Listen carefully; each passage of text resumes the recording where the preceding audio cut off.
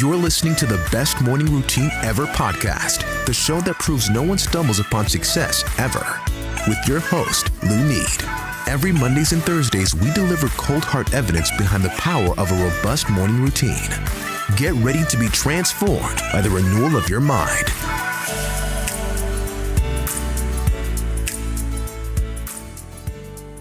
Hello, morning enthusiasts. Imagine getting the most out of your team by understanding their behavior, their motivation, and their strengths. Well, that is feasible because you've come to the right place. Today's guest is going to break down exactly how to do just that. Welcome to the Best Morning Routine Ever podcast. Today, I have the honor and privilege of introducing a very special guest to the show, Mads Singers. Mads have worked as a management coach for over 6 years. He has coached people in large organizations such as Shell and Coca-Cola and have worked with entrepreneurs in small companies. Mads is the founder and owner of Outsourcing, an outsourcing company specializing in helping clients execute repeatable processes. He also owns and operates Client Powerhouse, a local SEO company providing SEO services to smaller local companies. Mads, welcome to the show. Thank you very much. It's a pleasure to be here. I'm excited to have you on board because today we would love to talk about effective management mastery and also how effective managers can start growing and scaling companies. Yep. And of course, your robust morning routine. So I know you've worked for big organizations such as Xerox, IBM. Yep. What are some of the essential management skills that you have used yourself or have seen in the field that managers should possess? Yeah. So actually, let me start where most people aren't normally starting out, right? So the first things first for me is doing frequent one-to-one sessions with your staff, right? So one of the most essential things when you're managing other human beings is to actually treat them like human beings and talk to them consistently. It's probably the most important management process, and it's probably the process that I see being executed least well, both in large corporations, but also from like smaller business owners and so on, right? So the fundamentals for me is definitely around like talking to your staff and the one-to-one sessions and really making sure that you build a relationship with people, right? That there's, in the end of the day, when you're in a situation where you're getting people to do work essentially for you, you want to make sure a good relationship with them so that, you know, they want to go that extra mile for you. Like if you always pull the boss card and like, hey, you have to do this thing because I tell you to, like you're not going to be effective very long and you're going to end up with a lot of people not enjoying working for you, right? Whereas if you actually build good relationship with people, listen to them and you know, challenge them, like that's generally the best way to get the most out of them. So I would say that's sort of the number one thing that I tend to focus on. The second thing around that aspect as well is delegation, right? Because so many people really struggle to let go and they really struggle to delegate.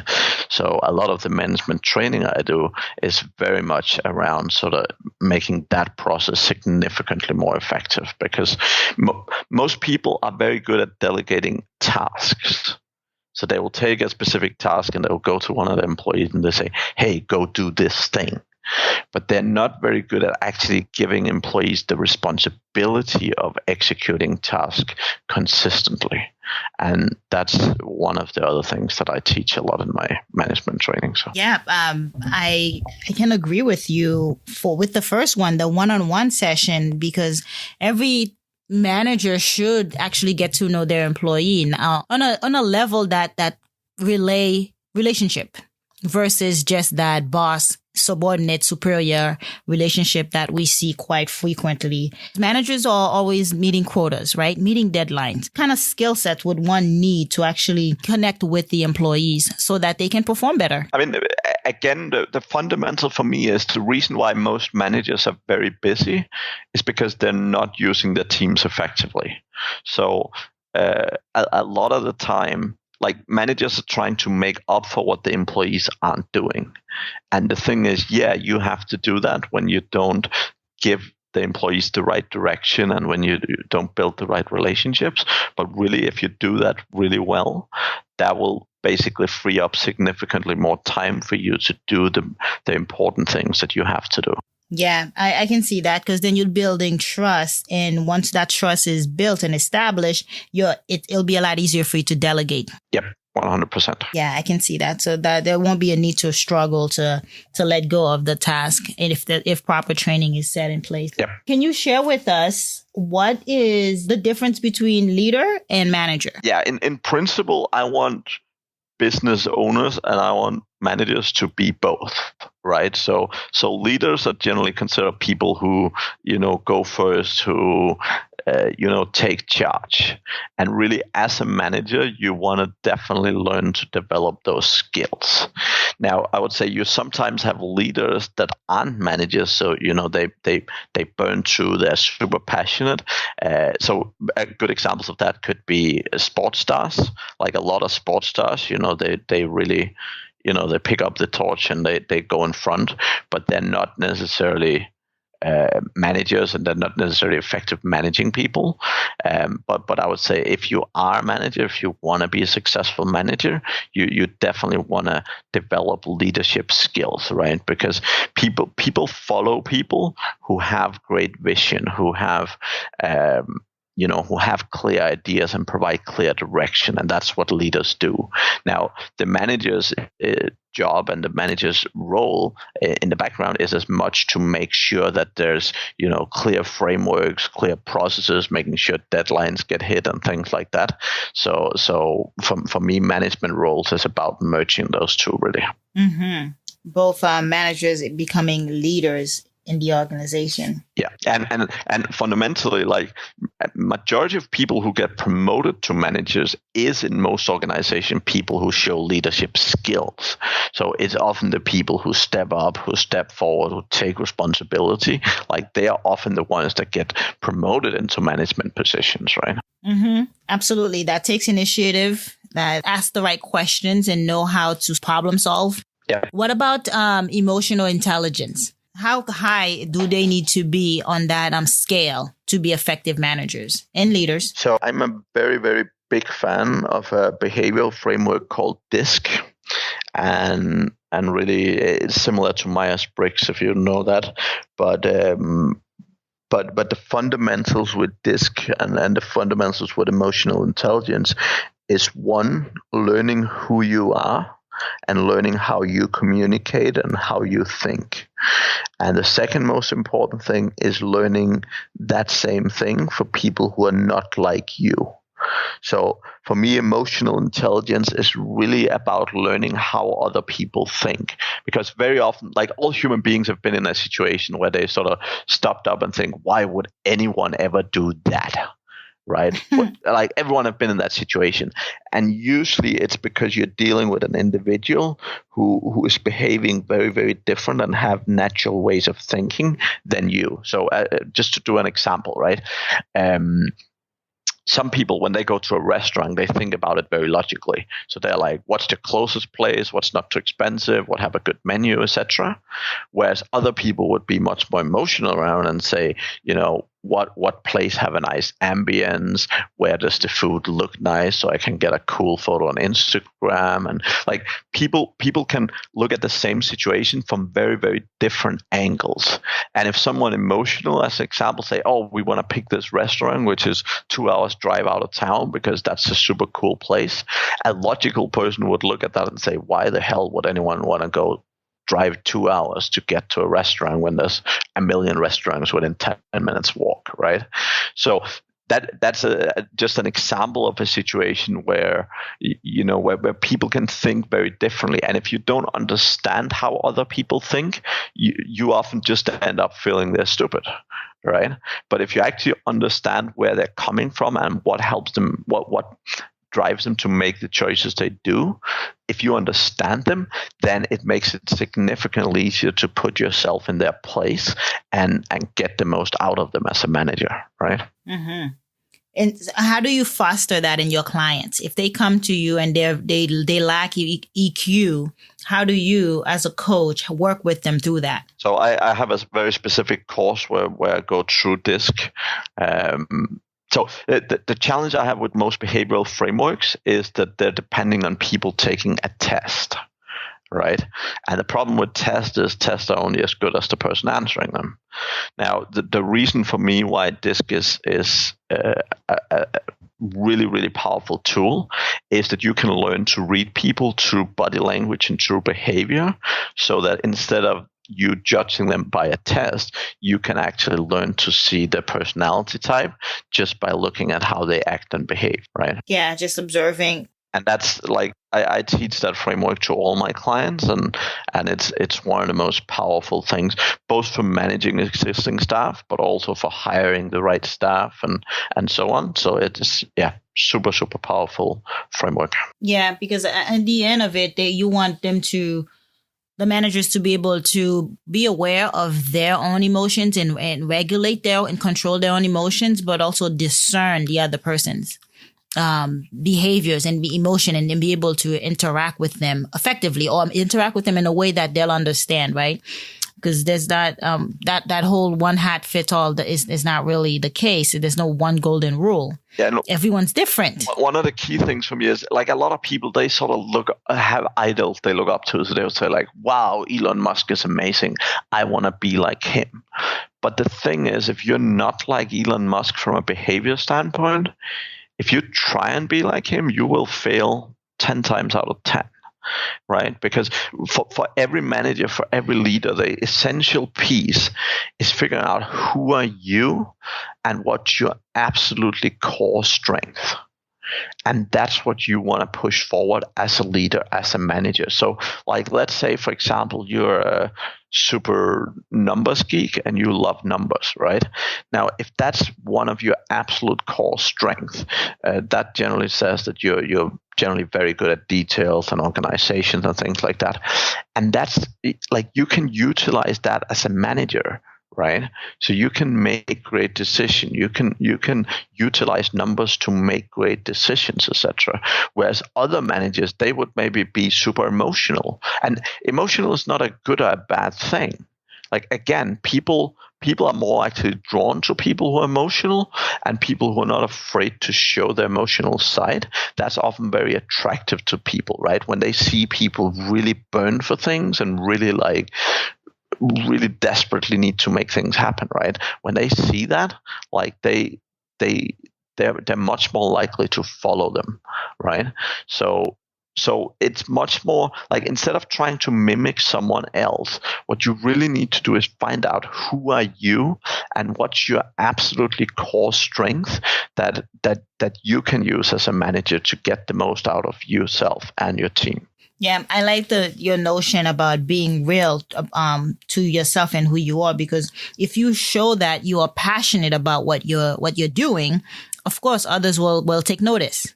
Yeah, upper management will take notice. There will be a room for promotion. That's the fastest way to promote yourself, is to be passionate, to show passion for what you do. And so I like that there's a need to be tactful and be transparent in the workplace. Definitely. Yeah. Fantastic. Tell us about your other businesses. You had the outsourcing company, and you also have the SEO company. Yeah. So one of the rules I have is I don't start a new business before the previous one runs well. So as entrepreneurs, you always have a million ideas, right? And I would love to start 100 businesses a day if I could. But the key thing for me, again, from a management standpoint, is I build a business, I put the leadership team in place, and then I step away. right? So I'm not trying to build 3 or 4 businesses at the same time. I build a business. I get it up to the right level. I have the leadership in place to run it. And my philosophy is when a business grows faster, when I'm not the captain, that's a good sign, right? Because what happened with most entrepreneurs is they actually end up becoming bottlenecks, right? Yeah. And the benefit with putting other people in is very frequently when you put the right people in the right places, you actually end up seeing the company growing faster when you start to step away. Right. So that's really like what I love doing is building teams and putting the right teams in place. Right. So that's really sort of my philosophy behind being able to grow and manage multiple businesses, right? So the one I invest the most time in myself is my management coaching, right? Because that's like I have a lot of clients that I'm helping on the management side, and that's what I find is most fun. But really the fundamental of like again when I start a new business, like for me it's about putting the right people together, getting people who want to do amazing stuff, and really giving them the opportunity to shine, right? Yeah. I'm not. You can probably call me lazy, but I'm not the person who go in and want to do everything. What I want to do is I want to find people who want to do amazing things and give them the opportunity to do that, right? That's great leadership right there, to be able to do that and do it so well. Because as a leadership expert and what you've learned over the years, how long does it take you to actually place effective leaders in your company so that you can actually step away and do the bigger things, be the visionary and think of other businesses or ideas and how to scale and grow the business? I would say I don't think you can put a number on that because it is very different from business to business, and how fast companies grow, how much profit margin there is in them. Because obviously, if you have a lot of cash flow and you can afford to hire a lot of great people, that's a very different situation than if you have a business where your profit margins are a lot less, and where where you have to be a lot more economical. So it really depends a lot from business to business. But I mean, there is a golden rule in business saying it takes about 1,000 days or around 3 years to get a business to a good stage. And I fundamentally believe in that in the majority of cases. Obviously, when you've built a few businesses already, you often do it a little bit faster. But reality is, for majority of businesses, even today, even started by experienced entrepreneurs, it tends to take around 3 years to really get to a very comfortable level with it. Okay. That's my dog. Zion, please. Welcome to the show. Welcome to the show, Zion. So that's great insight, because I have a lot of entrepreneurs who are actually in the process of scaling and growing, and they're curious to know one, how to pick great leaders, great team members to get on their staff, as well as how long will they baby their business? How long will it take for them to actually be able to work on the business, not so much work in the business, Yeah, no, one of the things that's really sad for me is that like a lot of these online courses and a lot of these things, they're like, oh yeah, build your business and get passive income. And reality is like businesses making passive income, they do it on the back of many years worth of work, right? You're not going to spend 3 months building a business that will magically give you passive income for the next 10 years. At least it's very, very unlikely.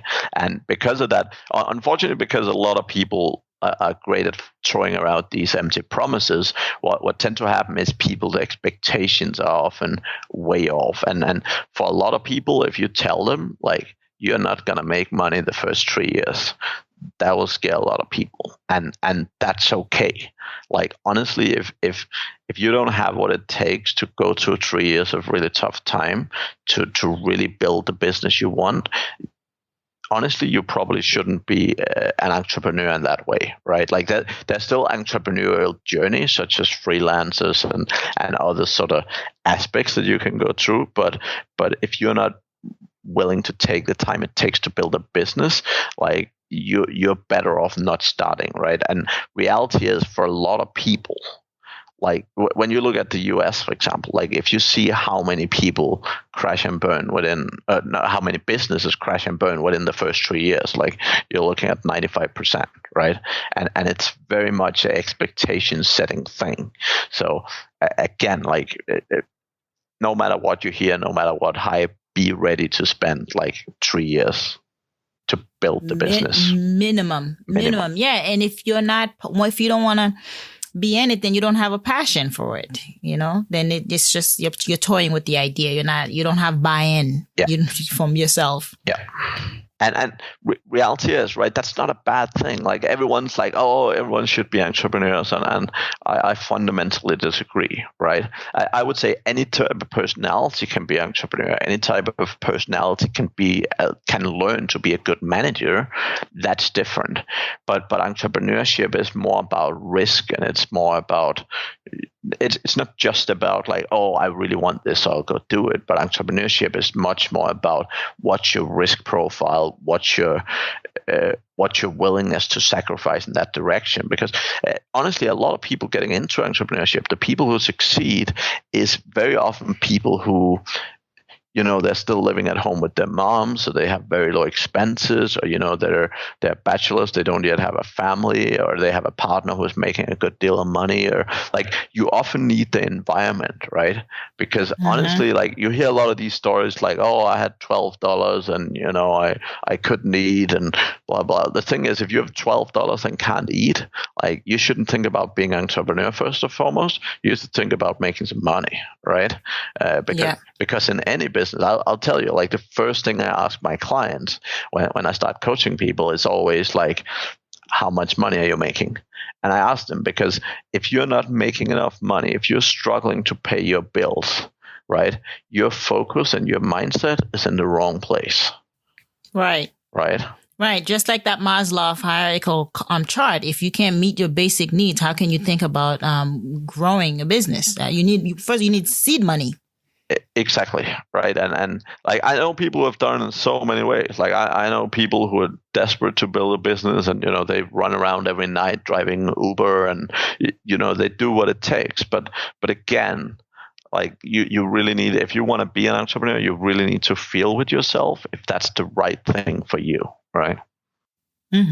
Well put. Thank you so much for sharing, Mads. How can our listeners get in contact with you? So a bunch of places. I generally roam around all the interwebs and all these social media. So Mads Singers is my name. So matssingers.com.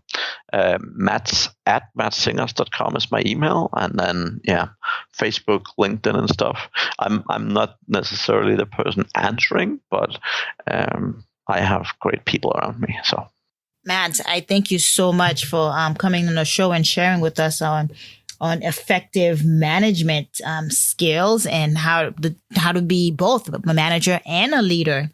And entrepreneurship is no easy task.